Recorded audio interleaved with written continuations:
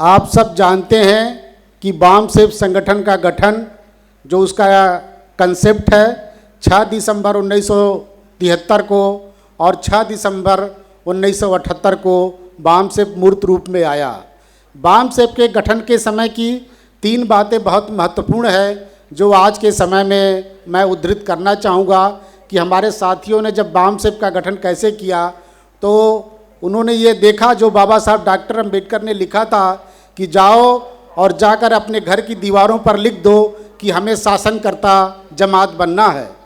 तो हमारे बामसेफ गठन के पूर्व बामसेफ के जो संगठनकर्ता थे, जो बामसेफ के संस्थापक सदस्यों ने काफ़ी रिसर्च किया और रिसर्च करने के बाद जो 3 कंक्लूजन उन लोगों ने निकाला, उसमें से पहला ये था कि हम शासक जमात तभी बन सकते हैं जब हमारे बीच में एक ऐसी ताकत हो जो कि नॉन पॉलिटिकल रूट का काम करे। So to get success in the politics there must be a non political root. ये पहला कंक्लूजन था कि हमें एक नॉन पॉलिटिकल रूट बननी चाहिए, एक सामाजिक क्रांति चलाने का, एक समाज सुधार का आंदोलन चलाने का एक विंग होना चाहिए और उसके तहत बामसेफ का गठन किया गया।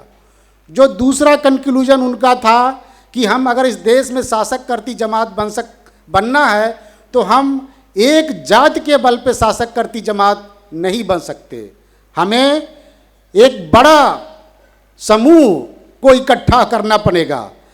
कास्ट आइडेंटिटी पे हम शासक करती जमात नहीं बन सकते, हम जमात को लेकर के चलेंगे तो शासक जमात बन सकते हैं। और इसके लिए ज़रूरी है कि हम schedule caste, schedule tribe, OBC, ये जो 3 कंपोनेंट हैं बैकवर्ड क्लास के, इन तीनों को अगर अलग अलग संगठित करने का प्रयास करेंगे तो हम देश में शासक करती जमात नहीं बन सकते। इसलिए तीनों को एक नाम से, एक पहचान से संगठित करने का आंदोलन चलाना पड़ेगा जो है। और इसलिए बामसेफ ने जो है बैकवर्ड क्लास की आइडेंटिटी लेकर के उस समय गठन किया जो है। बाद में बामसेफ ने बहुजन की आइडेंटिटी को आगे बढ़ाया और अभी जो मूल निवासी की आइडेंटिटी को आगे बढ़ाया। तो ये दूसरा जो उनका कंक्लूजन था, पहला कंक्लूजन था कि हमें एक नॉन पॉलिटिकल रूट चाहिए और दूसरा कंक्लूजन था कि एक जाति के बल पे संगठन बनाने से हम इस देश में शासक करती जमात नहीं बन सकते। हमें कहीं न कहीं जो ये देश के बहुसंख्यक हैं जिसको बाबा साहब डॉक्टर अम्बेडकर ने कहा था, सो ये दूसरा उनका कंक्लूजन था, a conscious and determined minority always create conditions over an amorphous and ignorant majority. ये बाबा साहब का सेंटेंस था कि एक जागरूक और दृढ़ संकल्पित जो अल्पजन होते हैं वो गैर जागरूक और असंगठित बहुजनों के ऊपर अपनी परिस्थितियां हमेशा पैदा कर लेते हैं। और इसलिए जो है बामसेफ का ये दूसरा कंक्लूजन निकला कि हमें इस देश की शासककर्ता जमात बनना है तो हमें बहुसंख्यक समाज को एक होमोजीनियस आइडेंटिटी के ऊपर संगठित करना पड़ेगा और इस दिशा में बामसेफ ने काम किया। जो तीसरा कंक्लूजन हमारे महापुरुषों का था, जो बाबा साहब डॉक्टर अम्बेडकर ने शेड्यूल कास्ट फेडरेशन का मैनिफेस्टो जारी किया था, उसमें उन्होंने ये बात कहा था कि जो 1 मैन 1 वोट 1 वोट 1 वैल्यू का प्रिंसिपल जो लागू हुआ है संविधान में, इसने इस देश के बैकवर्ड क्लास को वर्चुअल यहाँ का मालिक बना दिया है। लेकिन बैकवर्ड क्लास के अंदर जो है पॉलिटिकल कंससनेस नहीं होने के कारण, सामाजिक जागरूकता नहीं होने के कारण इनका पॉलिटिकल मास्टर कोई और बन बैठा है। तो ये जो तीसरा कंक्लूजन था हमारे महापुरुषों का कि वोट तो हमारे पास है, हम तो बैकवर्ड क्लास के लोग हैं, वोट हमारे पास है, लेकिन शासन जो है कोई और कर रहा है। तो कोई भी अगर शासक करती जमात, शासक करती जो पॉलिटिकल पार्टीज हैं, वो शासक करती तब तक नहीं बन सकती हैं जब तक कि बैकवर्ड क्लास का वोट उधर किसी न किसी रूप में ट्रांसफ़र हो। अगर हम वोट ट्रांसफ़र को रोक दें और इसको जो है अपने बैकवर्ड क्लास की तरफ मोड़ दें तो हम इस देश की शासक करती जमात बन सकते हैं। ये तीसरा जो है कंक्लूजन था।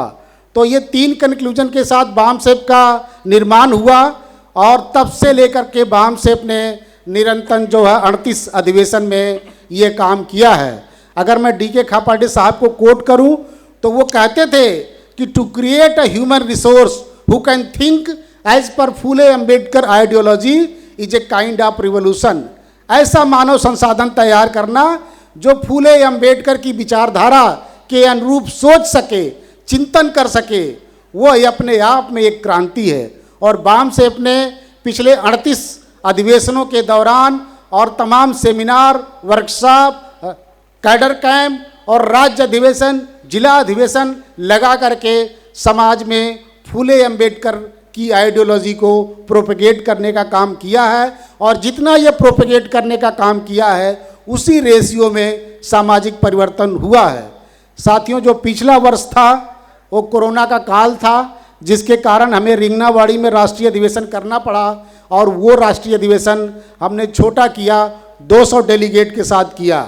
इस बार हमने थोड़ा बड़ा अधिवेशन किया है, तो हमने 4 दिन का ये कार्यक्रम रखा है। 4 दिन में विभिन्न विषय सामाजिक क्रांति के आंदोलन को ध्यान में रखते हुए, मूल निवासी बहुजन समाज के इश्यूज़ को ध्यान में रखते हुए हमने डिफरेंट विषय को डिजाइन किया है और इसमें देश भर के जो है एक्सपर्ट जो स्पीकर हैं उनको बुलाया है।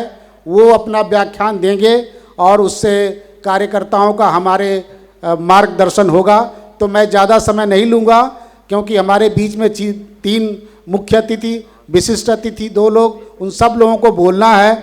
तो मैं एक बार पुनः आप सब लोगों का स्वागत करता हूं, अभिनंदन करता हूं और अपने आए हुए अतिथियों का स्वागत करता हूं। और सबको जय भीम, जय मूल निवासी, जय संविधान, जय भारत। साथियों।